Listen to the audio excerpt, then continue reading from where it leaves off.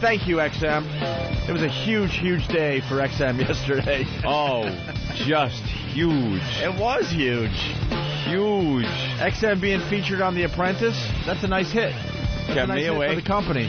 Kept me awake. Made me watch it. I had to tune in to see ELO on TV. And Lee Abrams. Lee Abrams, who looked really, really high and didn't say much. Donald just looked like he didn't want to deal with Lee. Huh? The Donald looked like he didn't really want to deal with Lee. He doesn't want to be bothered with potheads. You think like Donald ELO. hangs out with potheads or talks to potheads ever? He doesn't have time for that. ELO looked like a contestant on the show. Yeah, he really did. ELO didn't even look like a real, genuine, executive. He looked like a contestant, like they should have, maybe Donald could have fired him at any moment. I have a feeling there may have been a little meeting behind the scenes. Really? Yeah, Donald Trump is always looking for that executive type. Oh, That young go-getter. Hope we don't lose ELO to the Trump organization. With the perfect hair, the perfect makeup, the perfect makeup. suit. They put so much makeup on ELO. I was cracking up from the first shot.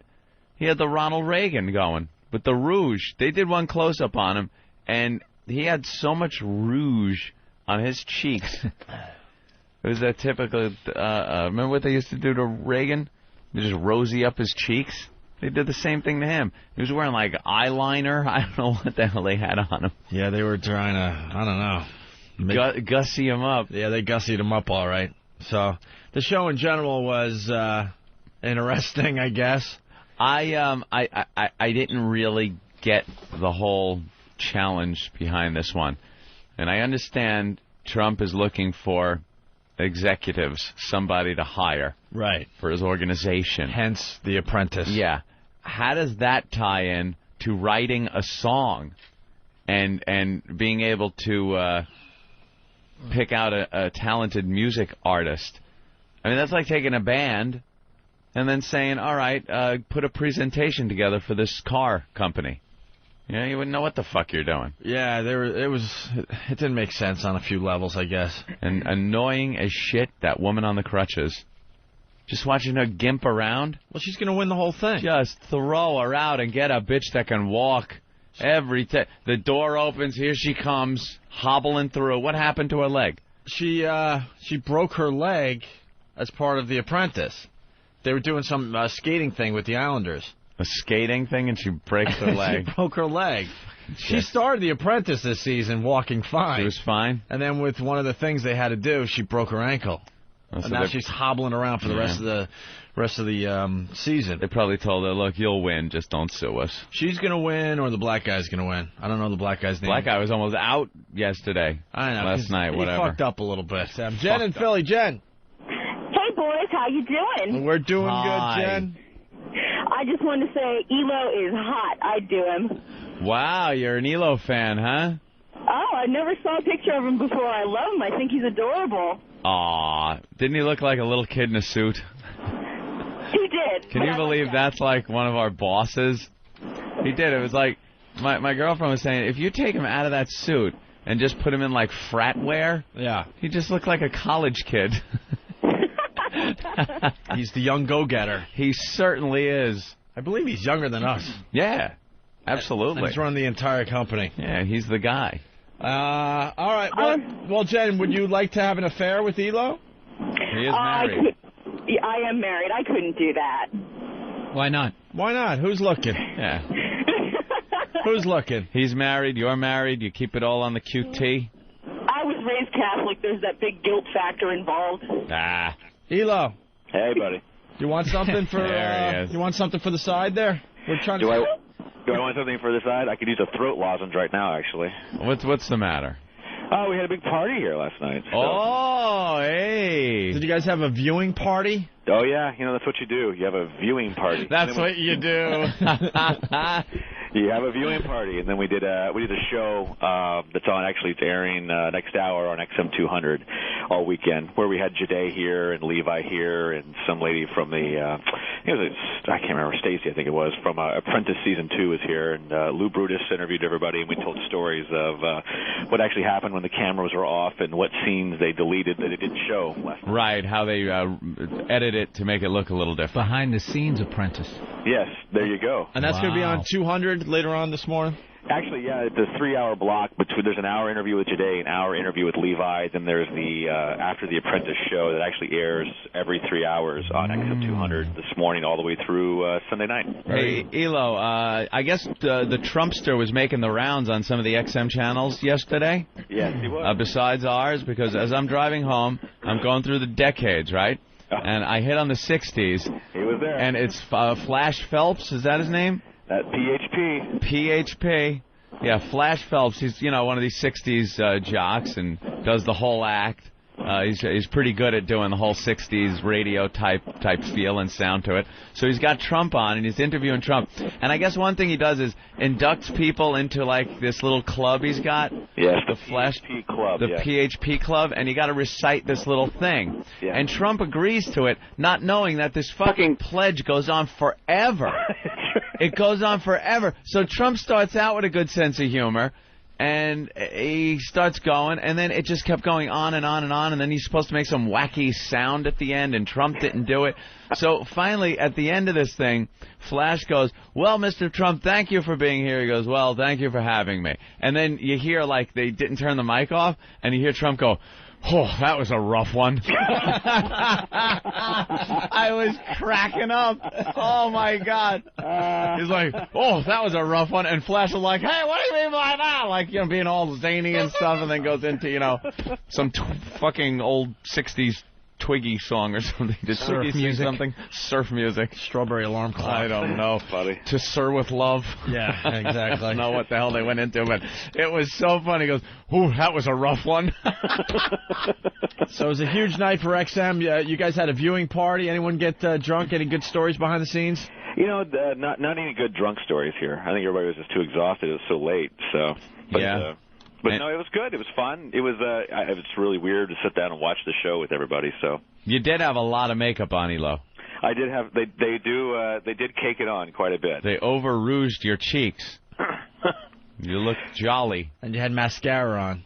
I had little line stuff in my creases of my eyes and all that stuff. Yeah, and then a lot of just like base on your face. See, now it all makes sense because we remember you coming by the studios here in New York with the brand new haircut. We're like, all right, what's up? What's going on? That was back in May. What happened to the bowl cut?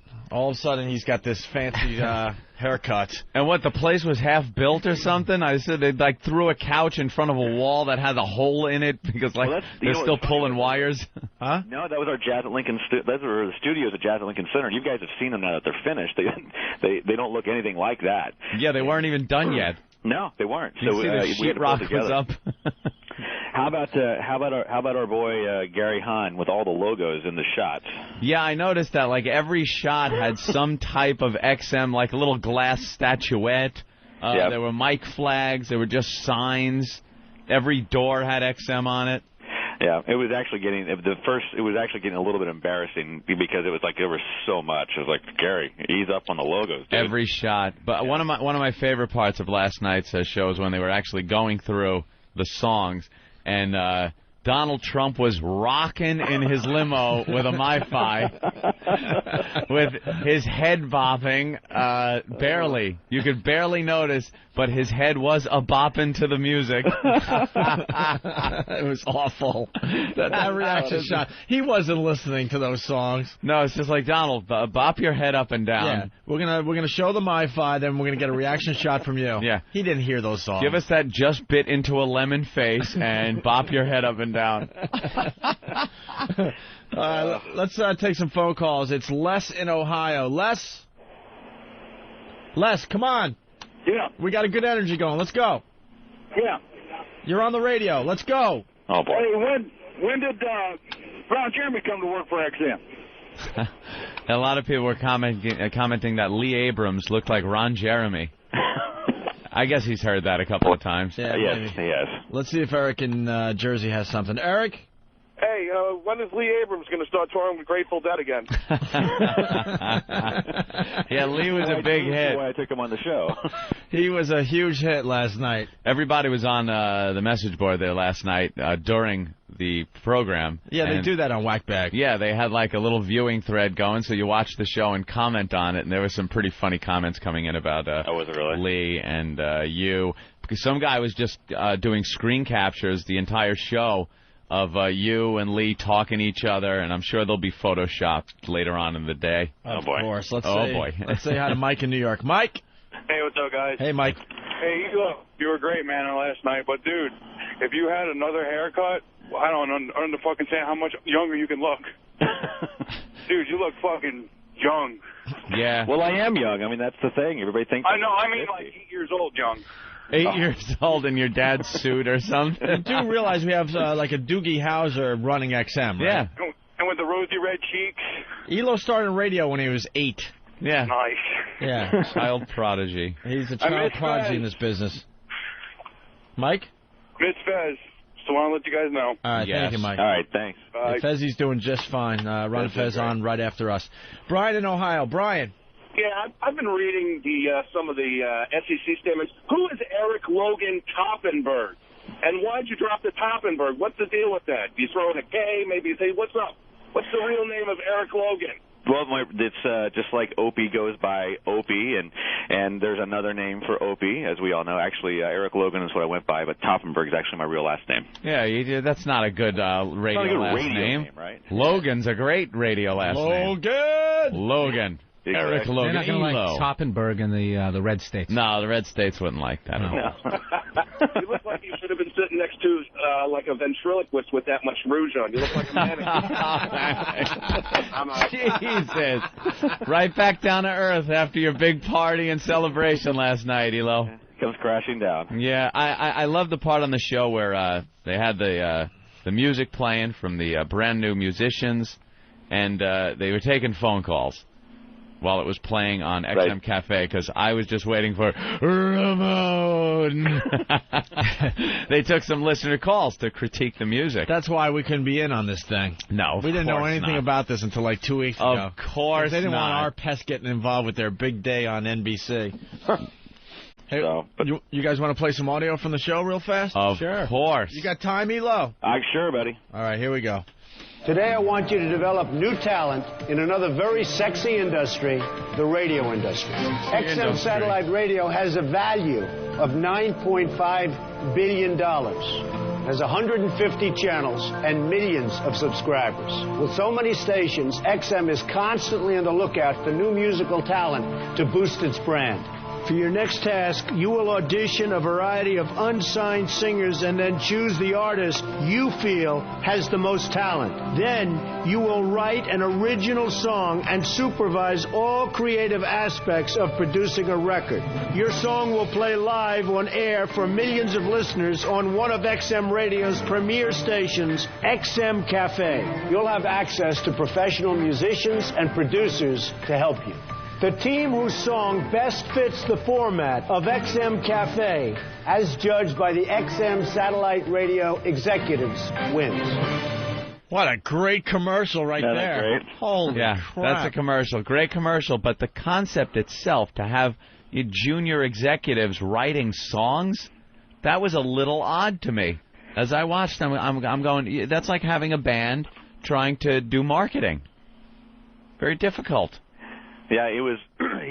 I think the whole point was they were trying to find talent. That's why they started with, at the model at the Trump Model Agency, and they're like, we got to have somebody who knows how to find talent, and it really was, all these tasks come down to really execution and presentation. That's really what they come down to. Mm-hmm. And at the end of the day, the sales tasks are like that, but when they call these subjective tasks. When they have a subjective task, it comes down to how they present to the executive team and really how do they execute the task. And obviously, I think the team who won executed and presented much better. Yeah, the other guy didn't seem to fit the format. No, I mean, they didn't show you before they actually went on the air. They actually performed for us in the room before they actually put him on the radio, but they took that part out. Yeah. And when Levi came in before Jade, Levi came in and they had a keyboard set up in that small room with about a 400-watt speaker. Oh. And it was like right next to Lisa, and it was about the size of a small car, and he was playing this small little keyboard, and all you could hear was the keyboard. I remember looking at Lisa going, the guy can play piano, but I can't hear a word he's saying. And it was just annoying loud, and Carolyn was just like shaking her head and rolling her eyes the entire time. I'm like, this is not good for this guy. Yeah. I like the big presentation they wanted to have the other guy. What was his name?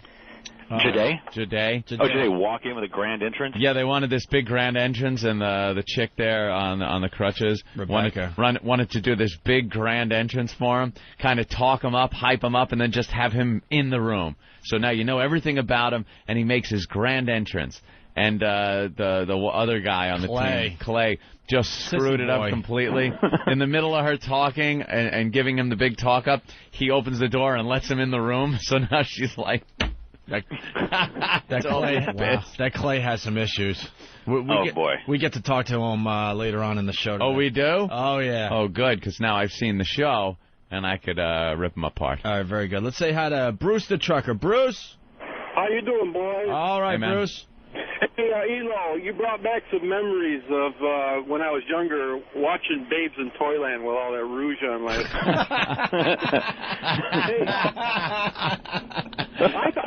I thought Rebecca was hot. Yeah. She is cute. Actually, I got money on either her or Randall to win, by the way. I really do. Randall the black guy, right? Yeah. That's what I'm saying. I thought, but I'll tell you, funny. I obviously knew what team lost, and I've known for a while. And if you remember the early part of the season, his grandmother died. Right.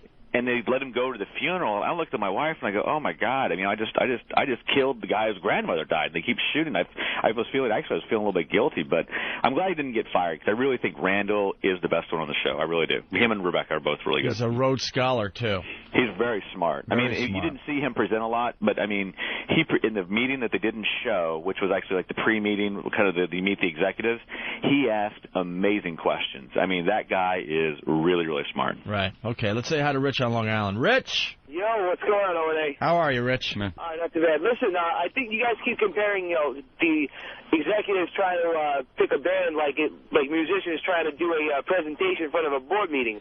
I think what they were trying to do this time was trying to figure out who had the most creativity on the team, because a lot of the time these hard-ass, stupid guys go to college, they have no creativity on their own. That's a good point.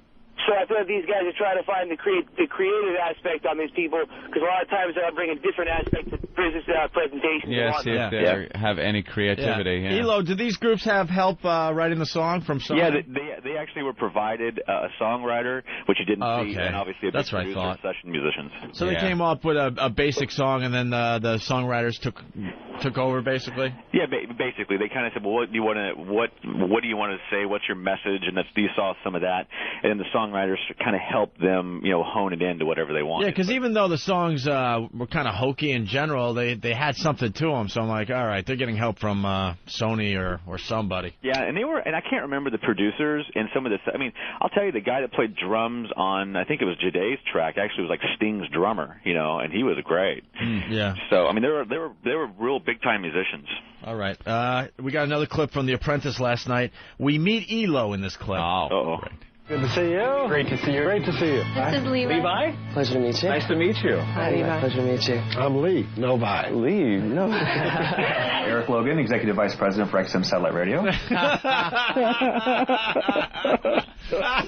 How awkward. Executive Vice President. Executive Vice President.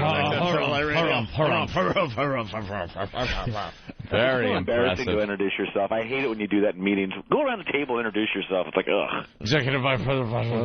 Executive Vice President. He said that a few times in the past. Yeah, he got that out without a glitch. No problem. Kevin in Boston, what's up? Yeah, how are you doing, guys? Good. Yeah, I just, every time I saw Elo, I pictured if you threw a little diaper and some wings on him, he'd look like those little Cupid doll, those cherub angels. Cherub angel? I can't wait for the Photoshops on Whackbag. Oh, yeah, they've been working very hard over there. All night long, right? Let's say hi to John on Long Island. Hey, John. What do you say, fellas? What's up?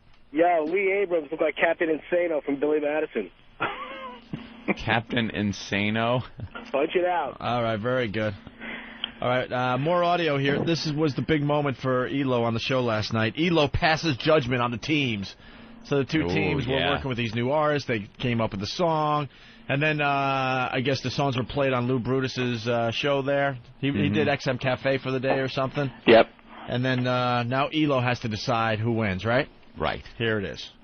They both made great records. They both made great records. Yeah, I mean, I like them both. I just think one song was better for XM Cafe than the other. Hello, folks. Welcome to XM, Donald. Let me ask you, how did the teams do? What'd you think? Welcome to XM, Donald. What are you supposed to say? I don't know. Were you nervous? Be honest. Oh, dude, yeah, I got to tell you, you don't meet him before that. They don't want you to see him or talk to him before he walks into the room. They want it to be totally natural. And I said to the producer, I go, well, what do I say when he walks in? He goes, well, just welcome him to XM. And I'm like, well, that's a good idea, so I'll do that. Yeah, he's one of these guys that is bigger than life, too. So when he comes into the room, you're seeing him for the first time. You've got to be just a little freaked out inside. Yeah, I was. You can hear it in his voice because we know ELO pretty well. Yeah, I was. Hello, folks. Welcome to XM, Donald. Let me ask you, how did the teams do? What'd you think? I think they did well. I think they produced two really good records. And I think that, there is a clear winner between the two. Oh, really? Yes, there is. Well, we're really excited. We'd love to bring the teams in and let you know our thoughts. I'd love you to do that. Thank you. Great. Bring them in. Very dramatic. What's going to happen? Yeah, I don't know. Go ahead. I'd love to hear this. Capital Edge, I really felt that when you listened to this record, I knew who Levi was. I felt that it fit Cafe very, very well as well. Excel, we thought that the presentation, you had a great story to tell, and we were looking forward to hearing it, and we really weren't quite getting that story from the artist into that song. There was a little bit of a disconnect from a couple of the callers that called in that didn't understand why a record that was produced that way was actually on the Cafe. Who won? The risk that the Excel Corporation took was a big risk by creating a record that may not have been consistent with the musical format of XM Cafe, and they printed the wrong channel number in front of our entire executive team. On the other hand, Capital Edge created a great record. The smartest move that they made was making a record that fit XM Cafe. Clearly, Capital Edge is the winner. Yeah. There you go. Man, you know how to speak. ELO knows how to talk, man. Almost, ELO, almost sounded written down and scripted, one little part of that. Well, truth be known. Yes. Actually, that was all just kind of right. There was no scripting of that. The part where I had to actually tell the team who lost, I had to overdub that about 5 different times. Yeah, I was hearing the sound was a little different. Yeah, didn't sound like the same room. Exactly. They couldn't get the timbre right to match it because they have so many mics in there, and they actually stick a mic actually in your tie. It's a tie that's actually inside of your tie knot, and if the words get chomped up or something, they send you back in the studio to recut the line. Recut the line, and you could kind of tell looping. Yeah, that's what it's called in the industry. Right, absolutely. Eric Rubinowitz. That's also what you did. That's a term for caddying too. The looper project. All right, let's go to the phones here. Let's say hi to Johnny in Queens. Johnny. Good morning, gentlemen. Good morning, Johnny. Hey there, Jenny. Opie, Anthony, knockoff Jimmy. ELO. Canal Street. Jimmy. If I lifted your arm over your head, could I snap a walnut in your mouth? Oh, I see what he's saying. One of those Christmas soldier nutcrackers where the Red Rouge thing is really taking off. John in Glendale. Red. Whatever. John. Hey, what's up, boys? Hey, we're on with ELO here. Yeah, when I was switching through the channels, I thought I was watching the end of Big when I saw ELO. Punch it out. You're getting killed, man. Oh, I knew it was coming. You're getting killed. The end of Big. All right, just to wrap up this whole thing, so then they have to go in the boardroom, the losing team, and Clay gets fired. We're going to have Clay on the show a little later on this morning, but here's some audio. Clay, Rebecca told me she couldn't work with you again. Other teammates of yours told me they couldn't work with you again. Allah said it. Adam said it. They were so happy when you left that team. You're supposed to be creative, but no matter which team you're on, all you do is create problems. Clay, you're fired. You're fired. You're fired. You're fired.